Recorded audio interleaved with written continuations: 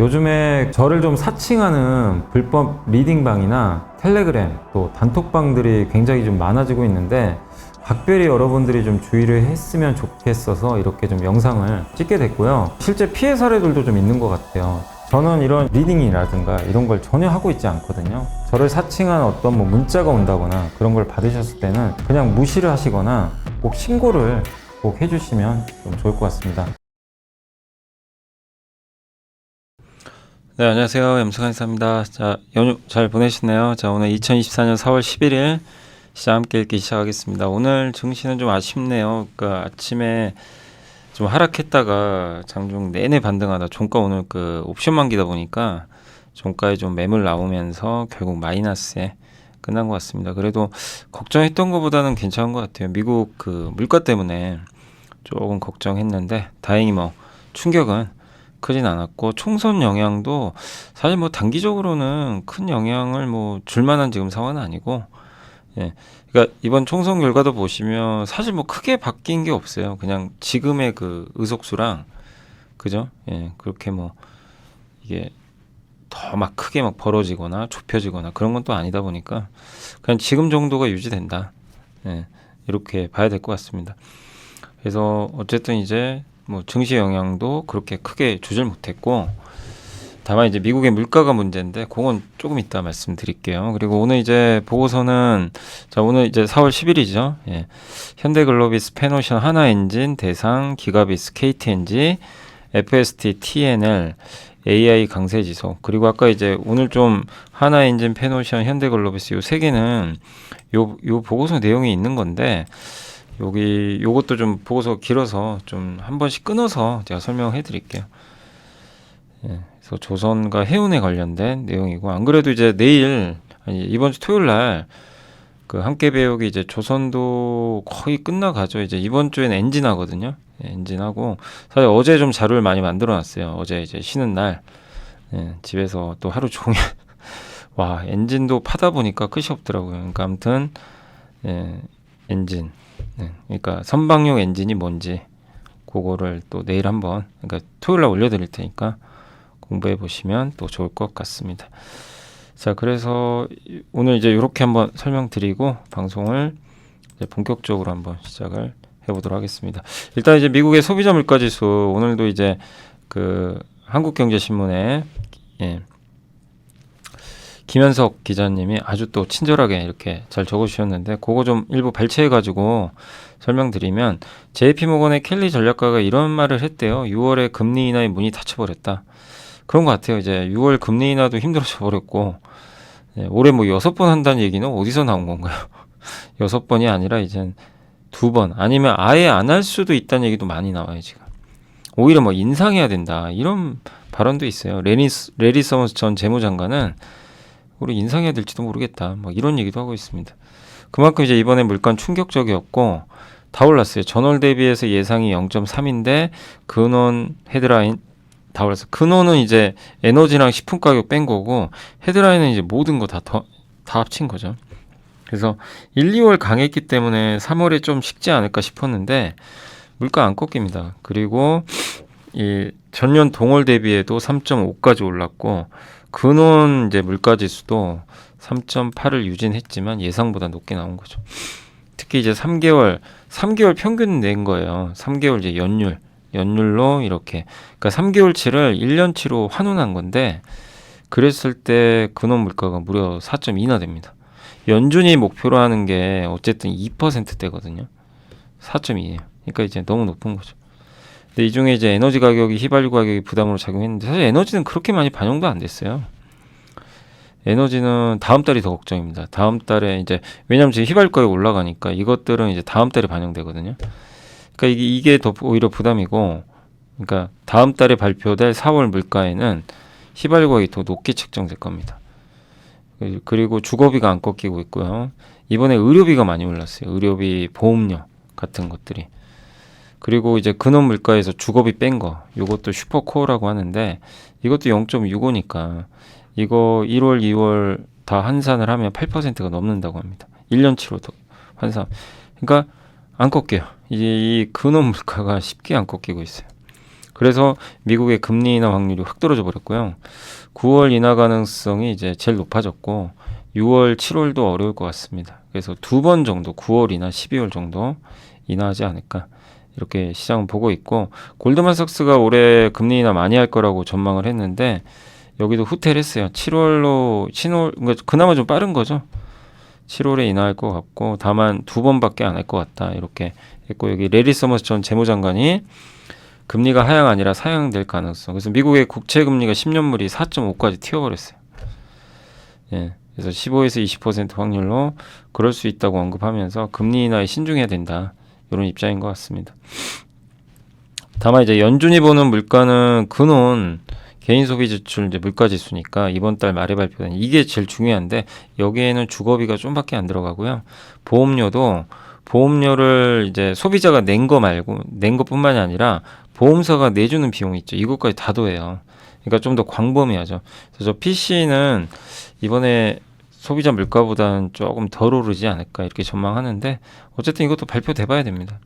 예. 그래서 어쨌든 금리는 근데 미국 증시 생각보다 또 덜 빠졌어요. 낙폭을 줄이면서 끝났고 오늘 우리나라에도 큰 영향 없었죠. 이 지수 하락폭만 보면 그 이유가 이제 아직도 시장은 그래도 뭐 어차피 인하는 하는 거 아니냐 방향은 문제 없고 미국 경기 나쁘지 않고 금리 충격 이겨낼 수 있고 중국 경기는 어찌됐건 느려도 회복될 것 같고 총선도 뭐 좀 불확실한 얘기가 있었지만 어쨌든 이제 끝났잖아요. 그것도 기업별로 안 할 것도 아니고 5월에 발표할 거고 그래서 저도 이제 개인적으로 생각하기엔 그러니까 좀 약간 저도 보수적으로 좀 대응하자고 4월은 말씀을 드렸잖아요. 한 중순까지는. 근데 이제 그거를 역이용하는 거죠. 보수적으로 보되 시장을 안 좋을 때 오히려 비중은 늘려가고 막 좋아서 또 흥분할 땐 가만히 있고 그런 전략을 이제 많이 말씀을 드렸는데 뭐 4월은 계속 그렇게 하는 게 맞는 것 같습니다. 그러니까 안 좋다 싶을 때는 겁먹지 마시고 또 막 이제 뭐 갑자기 흥분해서 올라가면 조심하시고 예. 근데 사실은 지금 증시가 급등하기 좀 쉽지는 않은 게 조건이 맞아야 돼요. 금리 떨어져야죠. 물가 좀 안정화돼야죠. 다시 금리나 기대감 높아져야죠. 예. 이런 것도 아니면 엔비디아나 뭔가 새로운 또 모멘텀이 생겨야 되고 기업들이 근데 그게 없잖아요 지금은 우리가 상식적으로 생각해도 그리고 미국은 5개월 연속 올랐고 예. 이런 상황에서 쉬어가는 게 어떻게 보면 당연한 거죠. 예. 그 이상한 게 아니고 누구나 이제 상식적으로 생각해봐도 더 올라간다 이거보다도 또 약간의 조정 구간 딛고 가는 게 더 합리적인 판단이죠.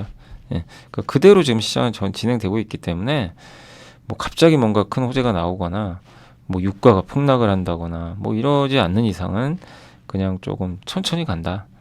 예. 그래서 여유를 가지고 투자를 하시면 좋을 것 같습니다. 그래서 우리나라도 뭐 계속 거기에 따라 움직일 것 같고요. 한국은 이렇게 되면 이제 금리 인하하긴 더 힘들어졌고 미국이 내려야 아마 인하할 것 같아요. 그래서 우리나라도 아마 3분기 좀 대하 금리 인하 가능하지 않나 이렇게 보고 있습니다. 자 그리고 오늘은 이제 중국에서 물가지수 발표됐고 좀 아쉽게도 중국 물가 안 좋더라고요. 이게 좀 반등했으면 좋았을 텐데 그리고 미국의 3월 생산자 물가지수가 오늘 발표되거든요. 이게 좀 중요합니다. 이게 좀 떨어져야 되는데 한번 봐야 될 것 같고 유럽 중앙은행이 통화 정책을 하는데 아마 금리는 동결할 것 같아요. 자 거기까지 한번 주요 이슈들 한번 챙겨봤고 자 그다음에 오늘 이제 보고서 말씀을 드릴게요. 현대글로비스는 저번에도 이제 저희 당사에 나왔던 보고서 소개해드렸지만 신사업을 하죠. 그래서 폐배터리 사업이나 이런 이제 수소 암모니아 발전 사업 같은 이런 걸 정관에 추가했다고 하는데 탄소 배출량이 꽤 많아요. 왜냐하면 자동차 운반선에서 탄소 배출이 나오니까 그래서 무탄소 선박을 도입할 계획이고 해운에서 선박은 공장이죠. 돌아다니는. 네. 수백 척의 선박을 많은 해운사들이 운영하고 있는데 글로비스는 80척 정도 운영하고 있고요. 그래서 20년 동안 계속 감가상각해야 되고 돈이 많이 들어요. 실제. 근데 배가 없으면 안 되잖아요. 우리 뭐 여러분의 삶이 마비될 겁니다. 왜냐하면 배가 없으면 어떻게 운송을 할 건데요. 그죠? 내가 필요한 물건들을. 비행기도 필요하고 자동차도 필요하고 배도 필요한데 우리가 이제 비행기나 자동차는 타고 다니잖아요. 예, 비행기도 어쨌든 뭐 우리가 그 여행 갈 때 타다 보니까 근데 배 탈 일은 그렇게 많지가 않죠 사실. 예, 우리가 배를 뭐 많이 타고 다닌 건 아니다 보니까 그러니까 이제 약간 좀 멀리 떨어진 느낌이지만 사실 전 세계 물동량이 대부분은 배로 가는 거예요. 근데 이 비용이 많이 드는 이런 것들을 이제 운영하는 해운사도 고민이 크죠. 근데 이제는 탄소 배출도 줄여야 되고, 예, 근데 글로비스는 일단 어쨌든 체력이 좋아요. 현대차 그룹이 뒤에 있고, 그 다음에 또 이런 친환경 사업도 하고 있고, 또 거기다 지배구조 위치가 특별하죠. 정의선 회장이 지분을 많이 갖고 있기 때문에. 그래서 뭔가 신사업을 통해서 주가 올리지 않겠냐, 이런 게 항상 남아있죠. 그래서 어쨌든 이제 방향성이 중요한데, 뭐 여전히 주가도 저평가돼 있고, 다만 지금 뭔가 모멘텀은 없어요. 딱히 뭔가 이렇게 올라갈 만한. 그러나 이제 뭔가 신사업이나 또 하반기에 근데 이제 기대하는 거는 현대차 그룹과 운임 재계약해야 되거든요. 예. 지금 자동차 운반사 운임이 엄청나게 올랐어요. 근데 그거 반영을 못해요. 현대차 그룹과 2년 전인가 계약한 게 있어가지고. 그래서 올해 하반기에는 나아지지 않나. 그러니까 안 좋을 때 한번 관심 가져볼 만한 대표 기업입니다. 그러나 언제 오를지 모르는. 예, 그러니까 인내심이 필요한 그런 좀 기업이다. 그러나 보상을 줄 수 있는 기업이라 보고 있고, 페노션은 저도 비슷하다고 생각합니다. 일단 페노션이 요새 주가는 안 좋은 게 벌크성 운임 지수가 좀 떨어져요, 계속. 근데 어차피 그건 단기고, 환경 규제 할 때 벌크선이 어쨌든 이제 그 공급이 지금 적은 편이고 폐선도 많이 안 했어요. 근데 선박 바꿔야 되잖아요. 탄소 배출 줄여야 돼. 이거는 안 하면 안 되는 거예요. 결국 해야 됩니다. 배는 또 20년 동안 타고 다녀야 되니까. 그래서 이런 CII나, 그러니까 탄소 배출 규제죠. 뭐 많이 배출하면 등급 매겨가지고 퇴출시키는. 예. 근데 어쨌든 점점 노후 선박들이 많아지면 등급은 떨어지겠죠. 근데 아직 실질적인 페널티는 없어요. 이거 못하면 야 너 어떻게 해라, 이런 것까지는 아직은 아닌데 점점 이제 페널티는 확정이 되겠죠. 그러면 이제 폐선 수요는 급증할 것 같고, 그러면 공급 부족. 그리고 지금 벌크선은 공급이 이렇게 많은 편이 아닙니다. 컨테이너선은 공급이 많은데 벌크선은 공급이 좀 부족해요. 예. 발주가 많지 않아가지고. 그리고 이제 앞으로 불량 등급이죠. D2등급 받는 환경 규제에서 선박이 그 중에 40% 이상 벌크선이 될 거라고 합니다. 그래서 아마 벌크는 환경 규제 과도기를 버티지 못하는 회사들이 많이 나올 것 같다. 근데 페노션의 장점은 젊다고 합니다. 평균 설령이. 예. 그러니까 비용 부담이 크지가 않고 돈도 많이 있어요. 현금성 자산. 이번에 HMM도 인수 안 하잖아요. 그래서 뭐 주주환원을 하던가 아니면 이제 선박 투자를 하는 거죠. 그래서 현재 밸류에이션이 운임 강세에 전혀 따라가지 못했고, 단기적으로는 중국 경기 때문에 조금 너무 중국 경기를 과대평가하는 거 아닌가. 중국 경기 안 좋은 걸. 근데 구조적인 이 환경 변화는 너무 시장이 과소평가하는 것 같다. 뭐 저도 동의하고 있고요. 그래서 PBR이 0.4. 저 PBR은 어쨌든 이게 애널리스트 분이 봤을 때는 불합리하다고 생각할 수 있어요. 아니 이게 왜 PBR 0.4배지? 구조적으로 공급 줄고 중국 경기는 생각보다 나쁘지 않아요. 예. 근데 단지 BDI가 좀 빠진다는 이유만으로 너무 할인받는다. 근데 또 시장이 저게 평가거든요. 시장은 그렇게 보는, 페노션을 보는 평가가 너무 박한 거야. 너 돈 아무리 많이 벌면 뭐하냐. 또 BDI 또 충격받으면 또 이익 감소할 거고. 아, 나 진짜 스트레스 받는다. 이제 시장이 이런 느낌이죠. 예.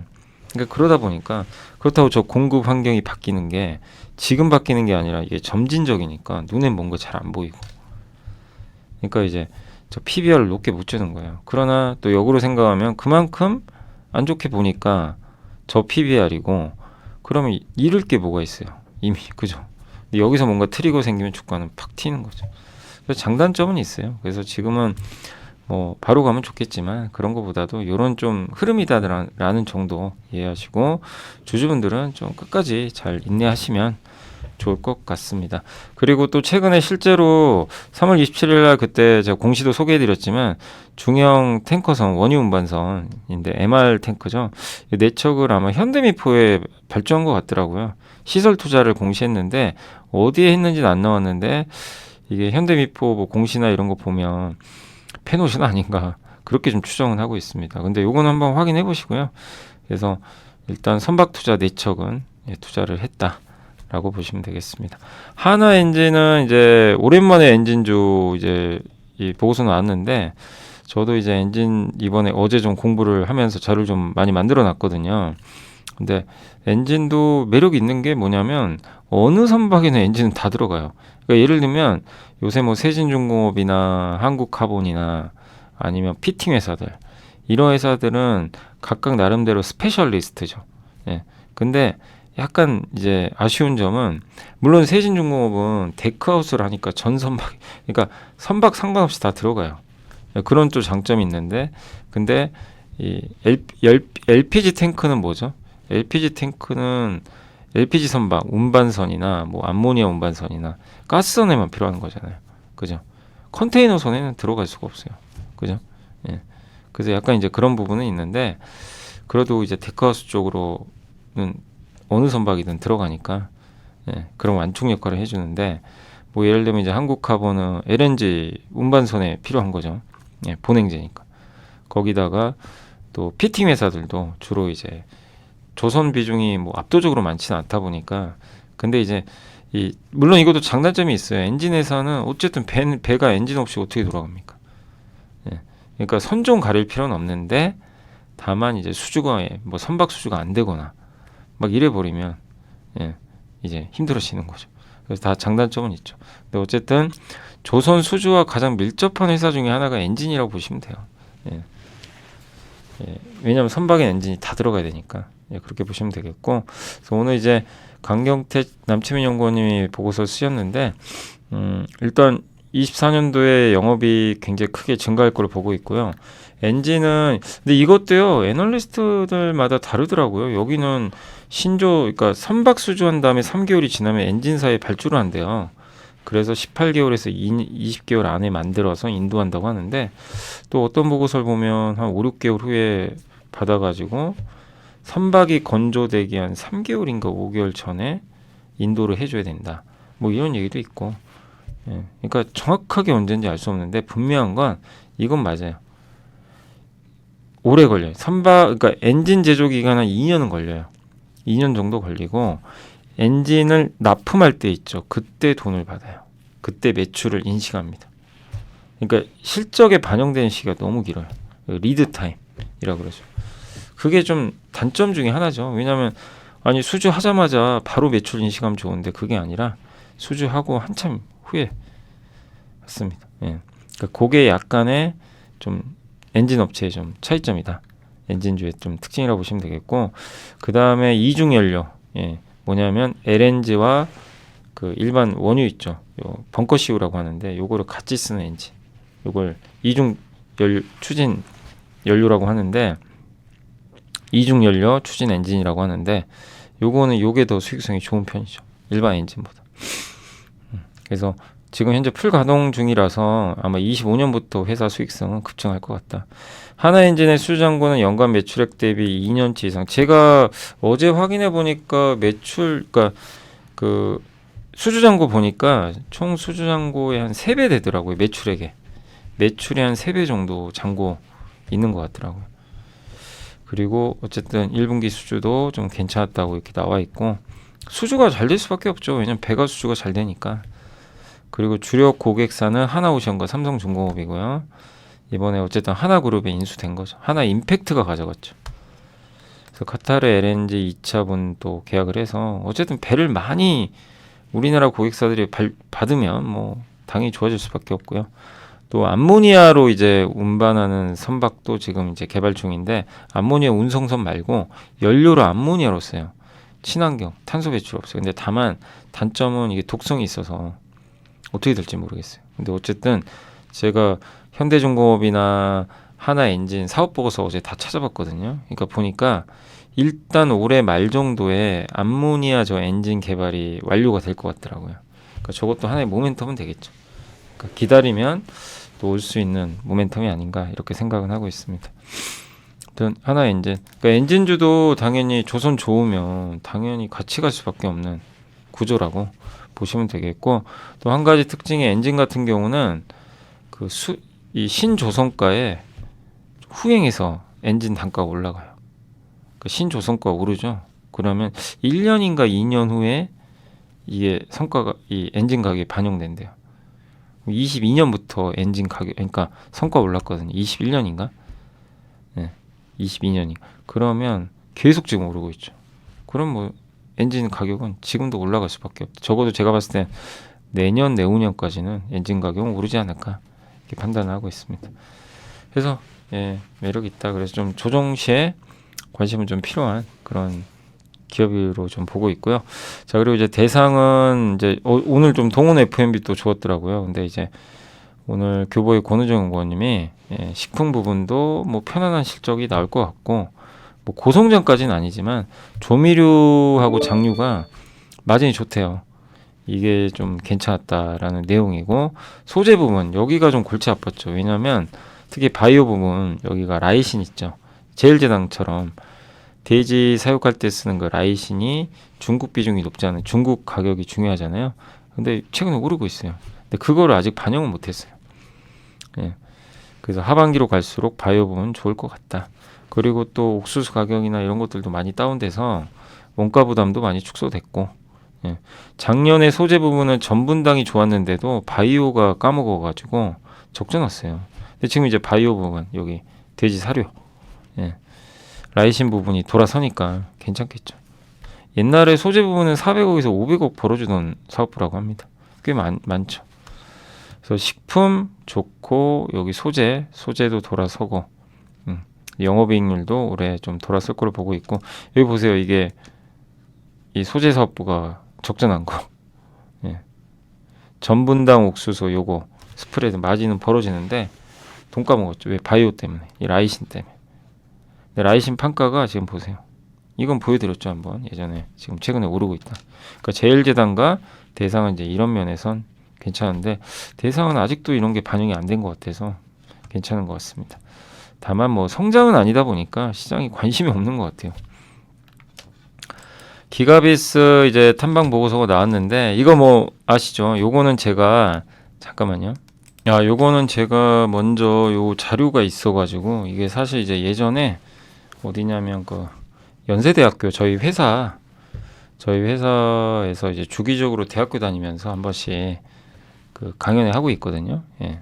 네, 아마 그거는 뭐 요것도 아마 올라갈 거예요. 거기 어디냐면 이리온 아시죠? 예. 그 나중에 올라갈 텐데 녹화 다 해놨어요.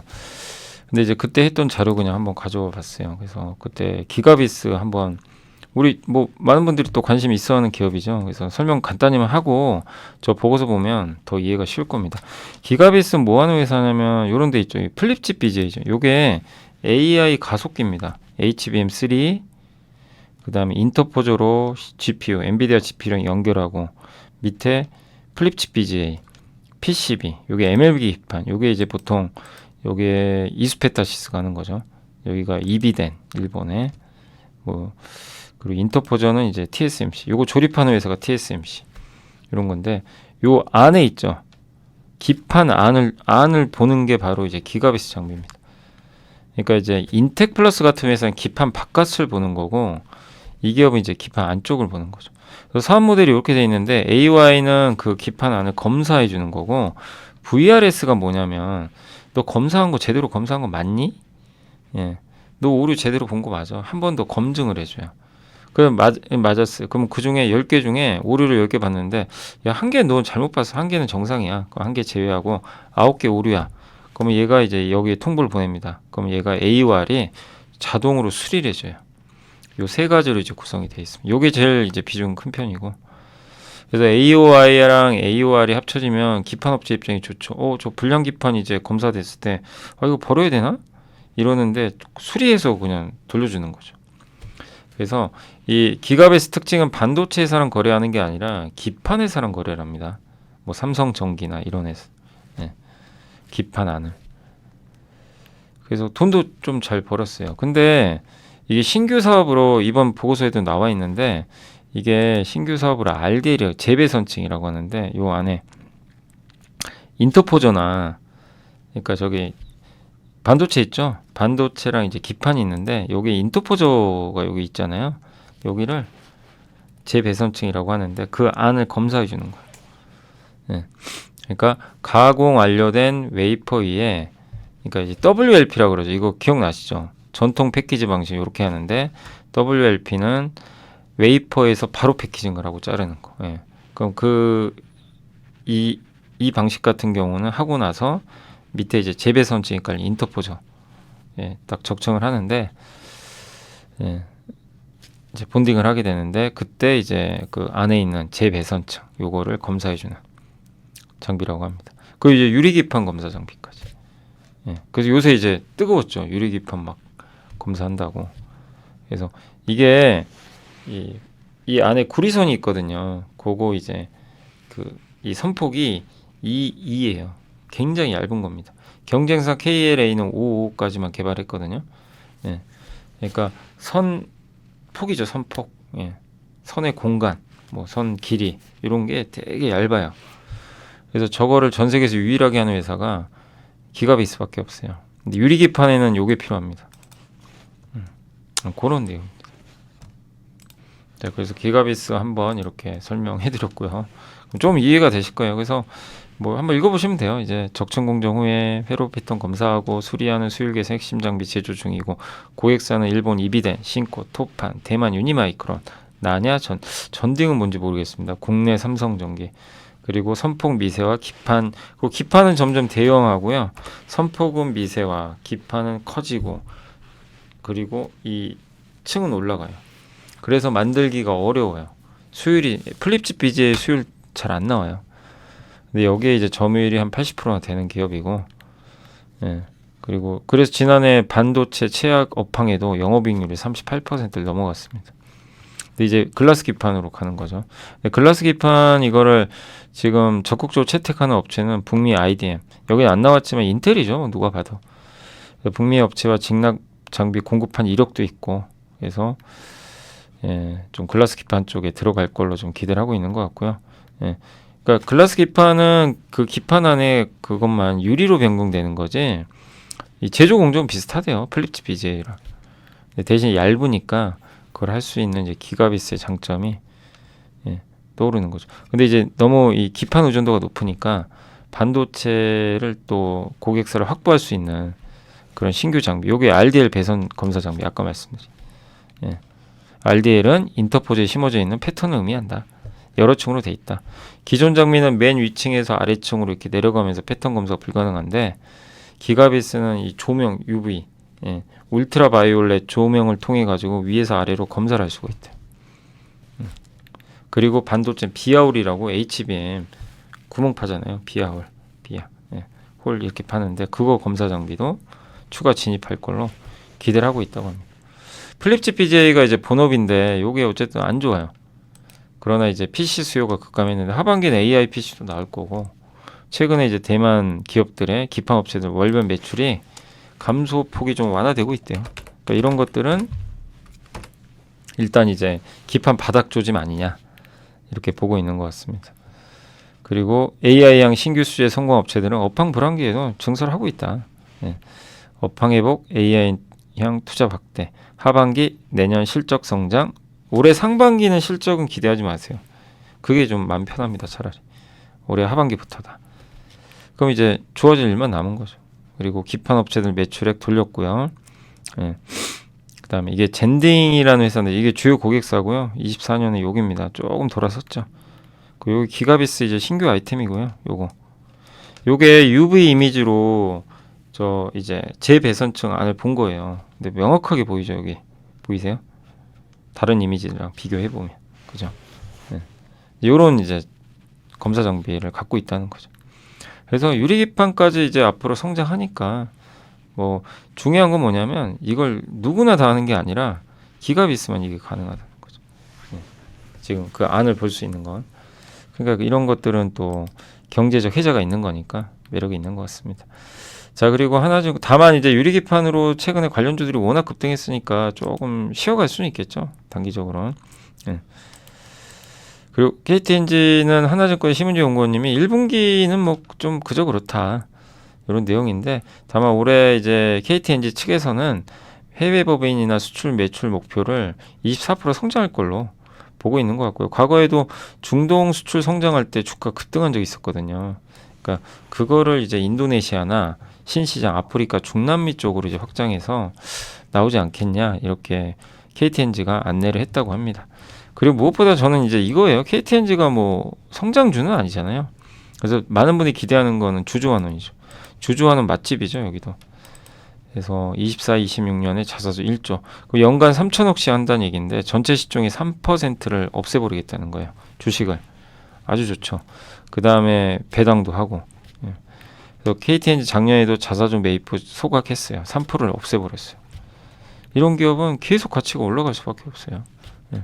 그리고 이제 반경만 신임 대표가 되냐 마냐 했는데 결국 됐습니다. 저는 언제 알았냐면 그 지난주 금요일 날 공시 보다가 화요일 날 밤에 집에서 이제 공시를 보는데 아니 갑자기 매수가 들어왔더라고요. 대표이사가. 그래서 이름을 봤더니 반경만 대표예요. 근데 이분이 되면 저는 좋을 거라고 생각했거든요.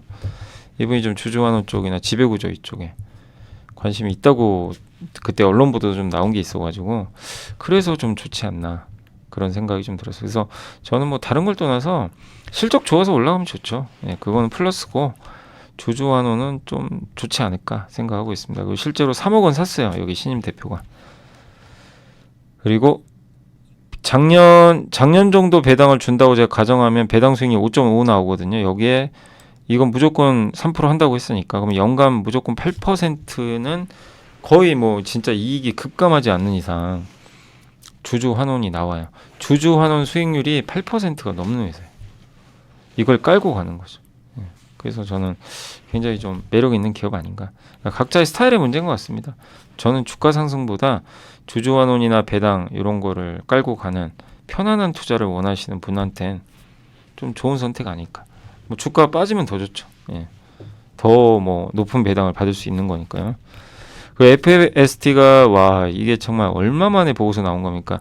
근데 증권사 애널리스트 분들은 FST 잘 안 하죠. 아마 IR을 잘 안 해서 그런 건지 제가 잘 모르겠는데 좀 소극적이어서 어쨌든 참 보고서 잘 안 나오네요. 그러니까 SNS택은 보고서 간간히 나오는데 FST는 정말 안 나오죠. 근데 이제 여기 독립 리서치에서 보고서를 썼고 지난해 11월 발표한 이제 펠리클 시도투자 별개로 연초에 EUV 펠리클 전용 공장 착공한다고 했고요.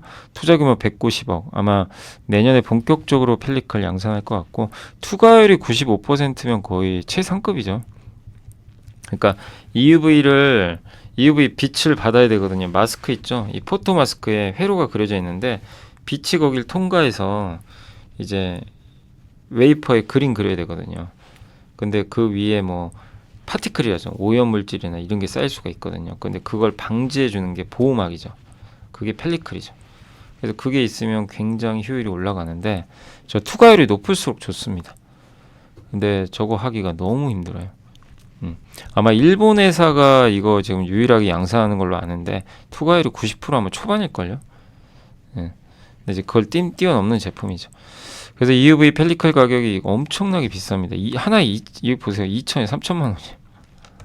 예. 알프 펠리클 대비, 그러니까 지금 많이 쓰는 저거 일반적인 펠리클 대비 50배 비쌉니다. 그래서 이제 추정을 해봤더니 지금 생산 중인 펠리클이 1.5만, 그러니까 5% 정도가 1.5만 장인데 장당 1,000만 원으로 그냥 계산해 보면 연간 1,500억 꽂히는 거예요. 예. 마진도 괜찮겠죠. 그리고 이제 반도체 업황 돌아서고 있고 이러면 감산을 원복할 거고 그러면 이런 부품산 좋죠. 예. 그래서 올해 1분기 바닥으로 턴어라운드 할 것 같다 실적도 이렇게 보고 있습니다. 그리고 이거 지난주 급등했던 이유 중에 하나죠. 이번 주 화요일이었나요? 대표이사가 갑자기 매수를 했죠. 저도 진짜 FST 대표가 주식 매수한 거 처음 봤습니다. 예. 그래서 실질적으로 이번에 처음 지분 취득했고 그래서 올해 하반기 내년이 재밌을 기업 같아요. 그래서 정말 오랜 기간 동안 저도 작년부터 EUV 공부하고 이러면서 좋게 봤는데 주가 안 가더라고요. 빠지지도 않아요. 그냥 왔다 갔다. 좀 빠지면 급등시켜 놨다가 다시 한 3만 원 근접하면 또 급등하고. 그러니까 이제 장기 투자하면 막 짜증이 나죠. 이게 뭐 정말 답답했는데 그러나 열매는 달지 않을까 이렇게 기대하고 있고 저는 개인적으로 이제 FST를 그때도 괜찮게 말씀드렸던 이유가 경쟁사에 비해서 이런 저는 이솔이라는 회사가 있어가지고 옛날에 함께 배우기 EUV 편 한번 들어보세요. 거기에 한번 그걸 담아놨거든요. 그래서 이솔이 장비를 잘 만들어요. 이런 EUV에 관련된 장비들. 예. 그래서 저는 그게 좀 매력적인 것 같더라고요. 아무튼 정말 이 주주분들한테 좋은 결과 있기를 기대하겠습니다. 아무튼 대표이사가 매수한 것 자체는 호재라고 보고 있고, 또 한 가지 저도 계속 주목했던 기업 중에 하나 TNL인데 어느새 주가 많이 올랐더라고요. 이게 한참 안 좋았죠. 그래서 그때 안 좋을 때 또 많은 분들이 질문도 해주셨고, 근데 저도 아무리 봐도 그렇게 뭐 크게 나쁠 게 별로 없어 보이는데, 근데 아무튼 주가는 되게 안 좋았어요. 그래서 최근에 올라왔는데, 오늘 그 유한타의 손현정 연구원님 목표주가 10만 원 제시했고요. 창상 피복제 아시죠? 예, 피부 뭐 상처나고 수술 받고 이러면 그 피부 이 조직이 이게 어쨌든 거기 뭐 우리가 뭐죠? 수술 받을 때 째잖아요. 이제 그런 것들 상처 치유해야 될 거 아니에요. 아니 우리 다쳤을 때, 여드름 났을 때 이런 것들을 원상복귀해 주는 게 바로 이제 창상 피복제다.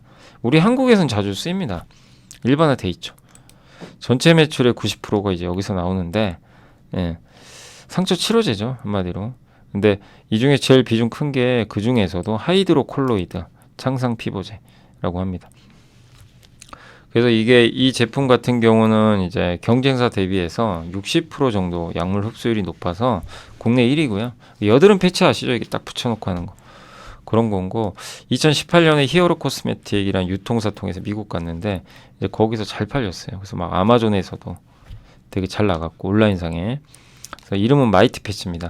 근데 이 회사가 아마 기억하시죠? 22년도에 처치 앤 드와이트에 인수됐다라고 저도 이제 한번 그때 내용 나와서 한번 소개해드렸고, 이 회사가 대형 유통사거든요. 그래서 저거 인수된 건 되게 호재였죠. 그리고 미국 진출 이후로 수출 비중이 70%까지 늘었고요.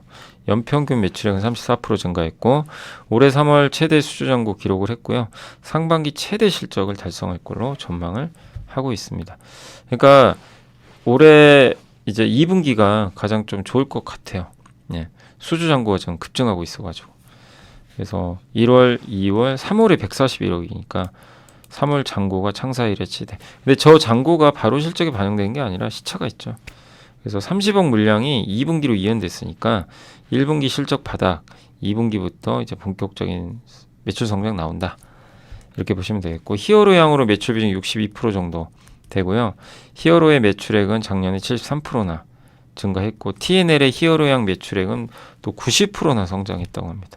그러니까 둘이 거의 운명 공동체입니다, 지금. 그래서 지금 올해 상반기까지 증설도 하고요. 그리고 C&D가 이제 히어로나 해서 인수했죠. 인수해가지고 이제 히어로는 보통 온라인 위주로 했는데 이제 오프라인까지 확장을 하고 유럽 시장으로도 진출을 할 거라고 좀 합니다. 그래서 C&D가 작년에 40개 국가에 요 마이티 패치 론칭하겠다고 발표를 했고, 지난 2월에 광고도 열심히 해줘요. 슈퍼볼 경기에서 마이티 패치를 광고해줬습니다. 슈퍼볼 경기에서 대단하죠. 예.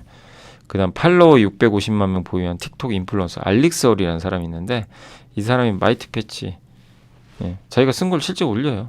그래서 글로벌 홍보 대사로 임명을 했습니다. 그래서 마이티 패치는 미국에서 1위 했고요. 예. 원래 이제 온라인이나 일부 매장에만 들어갔는데 C&D에 인수되면서 이제 입점 매장이 늘어나고 있고, 예. 그 다음에 타겟 전 매장. 타겟은 굉장히 이제 미국에서 큰 유통 채널이죠. 월마트 이런 데도 입점하면서 채널이 확대되고 있고, 그래서 오프라인 쪽으로 좀 확대가 될 것 같습니다. 근데 그만큼 시장이 침투할 여력이 많이 남아 있어요. 오프라인 쪽은 그동안 별로 없었기 때문에. 그리고 히어로 브랜드는 5년 전에 미국 가정 침투율이 0.2밖에 안 됐는데 작년에 6.4까지 늘어났고, 근데 아직도 많이 남아 있죠. 예. 그리고 작년 7월부터는 이제 유럽 시장에 진출을 하게 됐고요. 유럽 시장은 미국 시장 초기 단계랑 비슷하다고 합니다. 예. 그럼 유럽이 하나 플러스가 되겠죠. 다만 1, 2년 정도의 뭐 정착 기간은 필요하다. 이렇게 보시면 좋겠습니다. 그래서 히어로와 파트너십 통해서 마이크로 니들 패치 라인업도 확대한다고 하는데, 또 마이크로 니들 기술 개발을 위해서 TSL이라는 기업도 설립을 했고요. 예. 다양한 제품들을 좀 판매하고 있다고 합니다. 이 트러블 패치, 그러니까 여드름 패치랑 다르게 마이크로 니들 패치는 여기에만 독점 계약을 해야 된다는 조항이 없어서 고객수가 늘어날 확률은 높다. 이렇게 보시면 되겠고, 트러블 패치 시장에서 아시아 태평양은 전체 비중이 32%나 돼요. 그러니까 아시아는 이미 시장이 형성돼 있고, 우리나라도 마찬가지죠. 예. 그리고 의료용 대마 사업도 한다고 합니다. 근데 우리나라에서 못하죠, 당연히. 한국은 의료용 대마가, 아니, 그러니까 대마 자체가 불법이잖아요. 근데 이제 이 유럽 같은 경우는 또 이게 아마 되나 보는 것 같아요. 의료용으로. 예. 그래서 하반기부터는 슬로베니아에 아마 공급을 할 걸로 예, 예정을 하고 있는 것 같습니다. 자, 매출 규모로는 2분기, 4분기, 3분기, 1분기 순이고요. 트러블 패치는 그러니까 이런 거죠. 트러블 패치가 아무리 지금 많이 팔려도 이미 침투율이 높아서 많은 사람들이 쓰면 매력이 없어요. 근데 이제 앞으로 많이 쓸 거는 같은데 침투율이 낮은 거 있죠. 이게 좋은 거죠. 예. 미국 시장이 그 대표적이고, 그래서 미국은 계속 성장하고 있고, 이제 남은 건 유럽이죠. 예. 유럽에 침투가 돼서 확장해주면 좋은 거죠. 그래서 보면 이게 아마 이것 때문에 주가 좀 안 좋았던 것 같아요. 작년에 보면 이게 수출이 확 줄었죠. 다시 돌죠. 예. 아마 그 부분이 약간 부담이 됐던 것 같고, 그럼 다시 돌리고 있고, 히어로형 매출액 추이 늘고 있고, 요게 그 아까 인플루언서, 예. 요거고, 요게 슈퍼벨 광고 했고, 히어로 유통 지점수가 뉴트로지나가 이 정도거든요. 근데 히어로가 여기에요. 그럼 이만큼 늘어날 수도 있다는 얘기잖아요. 그리고 미국 가정 내 여드름 치료 부문 침투율이 이제 6.4입니다. 히어로가 전체가 여긴데 그만큼 여지가 있다는 거죠. 그러니까 저런 걸 보는 건 아, 시장이 아직 남아 있구나. 이미 다 채웠으면 야, 이거 더 성장할 수 있을까, 이게 우려되는데 그런 거 아니라는 거죠. 그래서 충분히 좀 매력 있는 상황입니다. 근데 주가 좀 어느새 많이 올라서 좀 조정 받을 때 또 관심을 가져보시면 좋을 것 같습니다. 부진할 때 투자했으면 참 좋았을 기업 중에 하나죠, 대표적으로. 그리고 AI 강세가 좀 지속되고 있고, 그리고 회복된다. TSMC가 매출액이 3월에 엄청납니다. 34%. 예. 고객사 비수기 이런 데도 AI, 결국 엔비디아 수요 때문이죠. 그래서 엔비디아 쪽 향이 매출이 늘어난 거 아닌가 이렇게 보고 있고, 그리고 최근 확대되고 있는 다양한 AI 칩 개발, 그러니까 많은 업체들이 AI 칩을 만들고 싶어 하는데 제일 잘하는 회사는 어쨌든 TSMC예요. 삼성전자도 있지만, 그래서 TSMC의 이제 파운드리, 삼성도 수혜를 받겠죠, 어느 시점에선. 수혜가 계속 될 걸로 보고 있고, 에이스피드 같은 경우는 이제 전년 이 회사가 아마 서버 쪽 관련된 OEM 업체일 거예요. 그래서 매출액이 3월에 59%나 했고, 근데 올해 여기서 이분이 얘기했던 건 뭐냐면 AI 서버만이 아니라 일반 서버도 수요 회복된다, 이렇게 언급을 했다고 합니다. 그리고 GB200 칩이 탑재된 새로운 AI 서버는 기존보다 BMC 수가 2배나 들어간대요. BMC가 뭐냐면, 요건 저도 이거 잘 몰라가지고 챗GPT한테 물어봤거든요. 서버나 특정 IT 장비에서 하드웨어 모니터링 관리를 사용되는 마이크로 컨트롤러 칩이라고 합니다. 그래서 서버에 이제 내장이 돼 있고, 예. 근데 요게 이제 요런 칩들이 그 이전 세대보다 성능이 올라가면서 2배나 쓰일 거라고 합니다. 그리고 일반 서버도 이 BMC 주문이 다시 회복되고 있다고 합니다. 그래서 과거에 아주 좋았을 때만큼은 아니더라도 그 회복에 초점을 맞추시면 돼요. 일반 서버, AI는 너무 좋고 일반 부분도 돌아선다. 요게 핵심이고, 나냐 세계 아마 4위 정도 되는 메모리 반도체 기업이죠, 대만에 있는. 자본 지출 2배 정도 증가할 걸로 보고 있고, D램 시장 점진적 개선을 예상했습니다. 공급은 HBM과 이제 첨단 메모리 생산에 집중해야 되니까 공급이 크게 늘 걸로 보진 않고 있고요. AI랑 고사양 서버 수요가 증가하고, 모바일은 중국 회복, PC는 AI PC, 요걸로 좋을 것 같다, 이런 내용이 담겨 있습니다. 다만 이제 최근 시장이 눈높이가 상향된 만큼 이 AI 관련주들의 고민은 기대를 충족시킬 수 있을지, 요게 좀 변수인 것 같고요. 그리고 일반 서버가 돌아서고 있다는 거. 예. 물론 이게 일반적인 전체 서버 시장이 다 성장할지는 좀 봐야 된다, 이런 내용이지만, 예. 어쨌든 메모리 업황의 개선의 온기가 거의 그동안은 AI에 다 집중이 돼 있던 게 이제 어디로 가죠? 분산되고 있다. 요게 이제 좀 중요한 것 같아요. 그런 부분에 초점을 맞추시고, 그러면 이거는 삼성한테도 좋은 얘기죠. 그러니까 소재 부품 회사한테도 좋은 거고, 반도체 온기가 확산되는 거는 긍정적인 것 같습니다.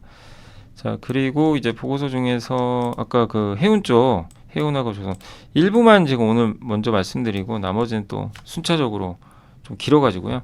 그래서 제목은 규제의 파고를 넘는데 배 없이는 살 수 없습니다. 전 세계 고용량의 80% 이상이 배로 해요. 그래서 국제해사기구 따르면 근데 해운부분 온실가스 배출량이 8.6억 톤. 얼마 안 되죠. 총 배출량 1.6이에요. 전 세계 배출량이. 왜 그거밖에 안 돼. 근데 나라로 비교해 보면 7위가 인도네시아고 8위가 인도거든요. 인도보다는 더 많아요. 이 배출량. 탄소 배출량. 예, 그 정도로 적다고 볼 수는 없고요.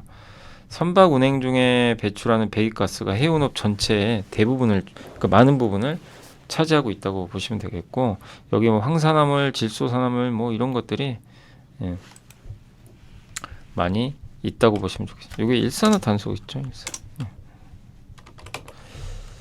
그리고 IMO가 이제 2030년 기준으로 에너지의 10%를 온실가스 배출량이 제로로 할 수 있는 에너지원, 그러니까 무탄소 배출할 수 있는 연료를 쓰란 얘기죠. 근데 친환경 대체 연료 사용 비중은 22년 기준으로는 1.2밖에 안 돼요. 전체 선박. 근데 그 1.2 안에서 68.4가 LNG예요. 그마저도 친환경 선박은 100% 아니죠. 왜냐하면 LNG는 어쨌든 탄소는 배출돼요. 예. 그리고 마르폴이라고 하는데 이 국제해사기구와 유엔의 산해 전문 이제 기구인데 가장 중요한 조약이 1973년도에 마르폴 조약을 채택해서 질소랑 황산화물 줄이자 요건데, 일단 질소산화물 규제부터 시작을 했고요. 출력이 어느 정도 되는 선박은 이제 질소산화물을 줄이라는 거죠. 예. 그래서 그거 시행을 하고 있고요. 황산화물은 엠니 PC70 2016년에 결정이 됐고 배출 허용 기준을 0.5 황이 나오는 그 비중을 0.5로 줄이라는 거예요. 급격하게. 많이 나오면 안 된다는 거. 그래서 그때 나왔던 게 저유황료, 황이 적게 들어간 연료를 쓰든가, 스크러버. 이 스크러버는 한번 우리 공부해봤죠. 함께 배우기 위해서.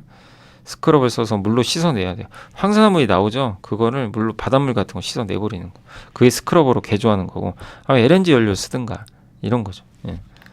그리고 EEXI, CIA. EEXI는 1톤의 화물이 1회를 이동할 때 배출되는 탄소를 얼마만큼 줄일지 하는 규제고, CII는 또 이 정도 배출을 했네, 어느 정도 거리 갈 때 탄소 배출량 있죠. 그걸 계산을 해가지고 A부터 E까지 등급 매겨서 D 2등급은 불량 등급이죠. 예.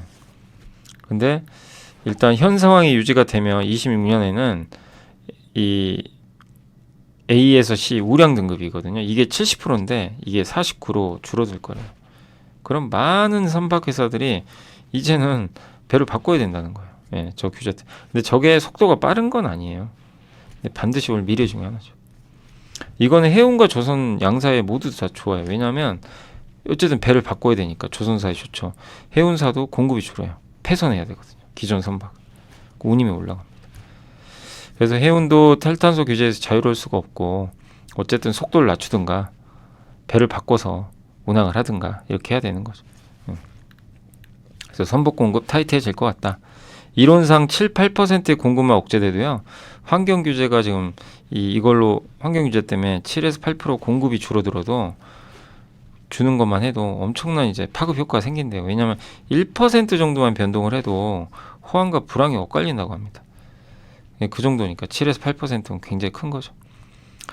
예, 다만 이게 저 방향은 인정을 해요. 탄소 배출 줄여야 되니까 선박 바꿔야 되고 폐선 들 거고 공급 줄 거고 운임 올라간다. 오케이. 근데 속도 조절입니다. 급하게 하진 않는 거죠. 예, 그러니까 방향은 맞는데 이 속도 조절에 의해서 예, 변동성은 좀 확대되는 거죠. 어쨌든 예, CII 규제는 올해 등급 평가에 이루어지며 생애 전주기를 다루고 꾸준히 감축률을 상향하기에 기존 규제랑은 다른데, 아무튼 저는 이 CII 등급이 저도 개인적으로 굉장히 중요하다고 생각합니다. 등급 매겨가지고 퇴출시켜 버리는 거거든요. 그리고 선사들은 여유는 있어요. 돈 쓸 준비는 돼 있습니다. 예, 머스크는 벌써 메탄올 추진 컨테이너선 작년부터 운항에 투입했고, 우리나라 기업들도 지금 돈 많아요. 그때 코로나 때 돈 많이 벌었거든요. 그래서 이 경제성 낮은 선박들 다 처분하고 구조 정도 이미 했죠. 법정 관리까지 갔었잖아요, 예전에. 그래서 지금은 젊은 이 선박들을 많이 갖고 있는데 환경 규제에 대한 대응이 잘 돼 있다는 얘기예요. 이 해운사들. 그런 장점이 있는 거죠. 그래서 조선 해운 환경 규제 변곡점은 어쨌든 2025년부터다. 중기 조치가 이제 규제가 되는. 그래서 시간 얼마 남진 않았어요. 그래서 컨테이너보다는 벌크선이 더 낫다. 그래서 HMM보다는 사실 어떻게 보면 이제 페노션이 낫다는 얘기죠. 그래서 해운주 한번 살펴봤고 다음엔 조선업종 한번 그 부분도 살펴보도록 하겠습니다.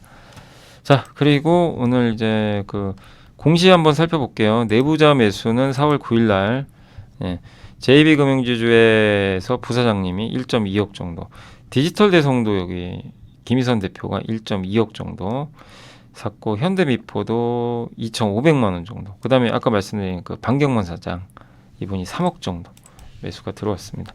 스마트 레이더 시스템은 그 자동차 자율주행용 레이더 만드는 회사예요. 여기 근데 이제 권정순 이사가 매수가 들어왔고, 근데 이제 우리가 8월 8일 날 일론 머스크가 이제 공개한다 그랬죠, 로보택시. 그래서 자율주행 관련주들도 공부는 좀 다시 또 해볼 필요는 있습니다. 공시로는 한국조선해양이 4월 9일 날 VLAC 초대형 암모니아 운반선 4척을 이번에 3호중공업입니다. 요거를 수주했다고 보시면 되겠고, 실적 추정치는 이제 오늘 이 추정치 상향된 건 금호타이어가 좀 상향됐고요. 솔브레인 아까 말씀드린 대상도 기존보다는 올려놨고, 삼성중공업이 10.1%나 상향 조정됐고요. 한미약품도 상향 조정됐으니까 참고하시면 좋을 것 같습니다. 아, 제가 죄송한데 여기 애널리스트 이름 안 써놨는데 써놨어야 되는데 이건 좀 죄송합니다.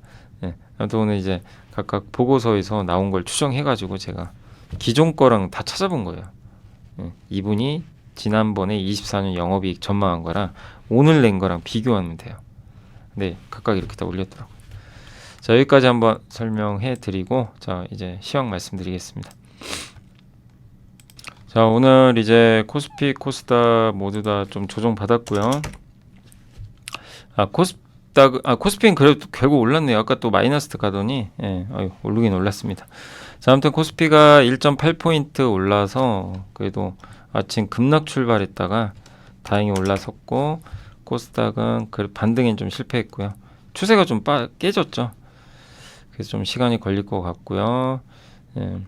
오늘 외국인들은 1조를 샀습니다. 근데 아마 거의 종가에 더 산 것 같고, 외국인들은 뭐 총선이고 뭐고 뭐 미국 물가 몰라 사자, 약간 이런 느낌이 드는 것 같습니다.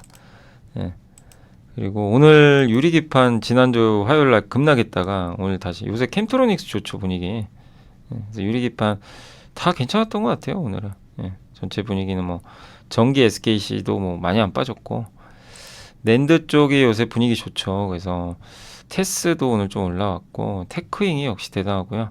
타이어도 오늘 좀 일단 아까 뭐 말씀드렸지만 추정치도 좀 올라가고 하면서 주가들이 좀 뜨거웠습니다. 수산주가 뭐 왜 올랐는지 모르겠네요. 반도체가 오늘 좋았고요. 코미코가 오늘 9%나 또 오른 것 같습니다. 유니셈도 오랜만에 좋았네요. 반도체 재료주들도 괜찮았고요. 자동차도 오늘 급등했습니다. 현대차, 뭐 기아, 모비스까지 3사다 일제히 급등하는 영상이 나왔고, 시스템 반도체도 좋았고요. 그리고 해운주도 오늘 조금 일부 기업들은 좀 반등했습니다. 근데 많이 오르지 못했고요. 그 다음에 오늘은 하이닉스가 좋았고, 삼성전자도 견조한 것 같습니다. 구만전자를 좀 가져왔으면 좋겠는데, 제가 사실 어제 영상 한번 올려드렸죠. 한번 삼성전자 나름대로 한번 분석을 해본 건데, 뭐 결과가 좀 좋았으면 좋겠고요. OLED 오늘 예전에 어느 분이 풍원정밀 좀 답답해서 물어보시면 계셨는데, 뭐 지금 갖고 계신지는 모르겠지만 또 오늘 이제 풍원정밀 주가가 상한가에 갔습니다. 근데 왜 갔는지는 저도 잘 모르겠네요. 그리고 CXL 여행주도 오늘 좀 괜찮았군요. 아, 근데 뭐 대표 기업들은 오른 건 없네요. 미용 의료기기는 오늘은 APR도 이제 공모가 미치거든요. 근데 이번 달 말이 이제 마지막, 어떻게 보면 가장 큰 물량 하나 남아 있죠. 그게 좀 빠졌었는데 오늘은 다시 올라갑니다. 어쨌든 APR이 오늘 좋았고, 휴메딕스 파마리서치가 좋았던 것 같습니다. 전선주 요즘에 좋고요. 여전히 뭐 LS 그룹이 좋은 것 같아요. LS 일렉트릭, 뭐 온디바이스 AI에서는 AD테크가 오늘 분위기가 좋았던 것 같습니다. 스마트폰 섹터도 일부 올라갔고요. 네. 다만 오늘은 인터넷주들은 오늘 빠져버렸고 왜 인터넷주가 하락한지는 잘 모르겠네요. 2.8%, 카카오도 2.4%. 조선주도 오늘 좀 일부 하나오션이 또 약간 충격을 좀 받아버렸고요. 그러나 뭐 삼성중공업이나 한국조선은 그렇게 크게 뭐 빠지진 않았는데 대체적으로 좀 부진했습니다. 그리고 초전도체도 좀 빠졌고 카지노도 오늘 좀 빠진 것 같아요. 일부. 예. 요새 뭐 파라다이스도 좀 주가 분위기 좋았는데 좀 빠졌습니다. 엔터주도 오늘 이렇게 썩 좋진 않았고요. 예. 건설 기계 쪽 하락한 섹터도 상당히 많은 것 같아요. 오늘 보니까 하락 종목이 더 많습니다. 예. 훨씬 많았네요. 백화점도 부진했고 석유화학도 부진했고 2차전지도 분위기는 썩 좋진 않았습니다. 예. 오늘도 2차전지 쪽은 굉장히 좀 아직까지는 계속 겨울인 것 같아요. 일부 좀 봄이 오나 싶었는데 만만치가 않고요. 2차전지 장비도 안 좋았고 의료 AI 쪽도 오늘 또 다들 조정을 좀 받은 것 같습니다. 네, 뭐 뚜렷하게 악재가 나왔다 뭐 이런 거보다도 이게 성장주들은 오늘 그 미국의 금리가 튀어버리니까 그게 좀 부담이었던 것 같아요. 음식료는 오히려 오늘 좀 괜찮았던 것 같아요. 오늘 동원 F&B가 가장 돋보였고요. 그리고 오늘 이제 그 시총 상위 기업 중에서는 하이닉스가 좋았고 현대차, 기아 좋았고 모비스 좋았고요. 다만 2차전지 안 좋았어요. LG화학이 2% 오늘도 빠졌고 LG 엔솔은 올랐지만요. 삼성생명은 오늘 급락. 예. 한미반도체는 마이크론에 드디어 공급한다고 합니다. 공시가 떴어요. 그래서 오늘 6% 급등을 했고 그리고 크래프톤 좋았고 이노베이션은 악재가 나왔다기보다는 저번에 이제 그 신용등급도 좀 하향 조정되고 거기다가 좀 부채 리스크가 좀 있나 봐요. 막 그런 뉴스들 나오다 보니까 좀 또 오늘 주가에는 부정적으로 작용했던 것 같습니다. 그러니까 정유 가치는 전혀 반영이 안 돼요. 주가에. 오로지 그냥 2차전지 안 좋은 거는 계속 주가에 좀 압박 요인으로 작용을 하고 있는 것 같습니다. 그리고 하나에어로는 다시 살아났고 원전주죠. 이건 아마 총선 때문에 빠진 것 같습니다. 두산에너빌리티는 악재라기보다는 이제 근데 어차피 원전 이런 부분은 정부 정책적으로 미는 거라 그렇게 큰 영향은 뭐 당장 없을 것 같긴 한데요. 아무튼 이제 민주당이 이기다 보니까 동력이 좀 꺾이지 않았나 뭐 이렇게 보고 있는 것 같아요. 그래서 원전주 안 좋았고요. 하나오션도 오늘 좀 빠졌고 대신 전력기기 좋았고 한국타이어 괜찮았고요. LNF는 오늘 수주 공시가 있었습니다. 노스볼트에 대규모 또 공급 계약. 그러나 주가는 또 반대로 가네요. 2차전지는 호재가 나와도 안 먹히네요. 그리고 넷마블 급락, 뭐 롯데케미칼, 석유화학도 오늘 좋진 않았습니다. 태양광도 여전히 안 좋고요. 이게 왜냐하면 금리가 자꾸 오르니까 좀 부정적으로 작용하는 것 같아요. 그리고 한미약품은 좀 괜찮았고 현대건설 좋았던 것 같습니다. 그리고 반면 이제 2차전지 쪽에서는 코스닥은 그래도 엔캠이나 에코프로비엠은 견조했던 것 같아요. 이오테크닉스, 동진세미캠, 원익 IPS, 뭐 ISC 다 좋았습니다. 반면 엔터주, 제약바이오 이쪽은 좀 부진했고요. 테크인 급등했고 하나마이크론도 좋았습니다. 아프리카TV는 다시 급락하고 있고 WCP도 여전히 부진하고요. 동아기업은 오히려 급등했고 그리고 기가비스 괜찮았고요.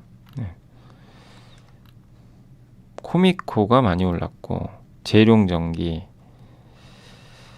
그리고 CNC인터 화장품도 조금 버텼던 것 같습니다. 그리고는 좀 무난했던 것 같아요. 그래서 오늘 증시는 어쨌든 이게 반도체나 일부 기업들은 많이 오른 부분도 있는데 전체적인 분위기는 좀 답답하게 움직였다라고 좀 말씀을 드리겠습니다. 어떤 시장은 그래도 선전을 했어요. 미국의 금리 충격 이런 부분들에 있어서 아침에 좀 급락 출발했지만 증시는 외국인의 대량 매수가 들어오면서 견조했다. 특히 삼성전자와 자동차 업종에 잘 버텨준 게 시장을 좀 방어해준 역할을 했던 것 같습니다. 결국 외국인이 얼마만큼 방어를 해주느냐가 좀 우리나라 주가 지수를 결정을 하지 않을까라고 보여집니다. 자, 오늘 이제 고생하셨고요. 이제 내일 또 금요일인데 내일 또 한번 정리해서 말씀을 드리도록 하겠습니다. 참 만만치 않은 증시입니다. 아무튼 4월은 힘들어요. 시장이 좀 쉽지는 않은데 잘 또 극복하셨으면 좋을 것 같습니다. 저는 또 내일 뵙겠습니다. 감사합니다.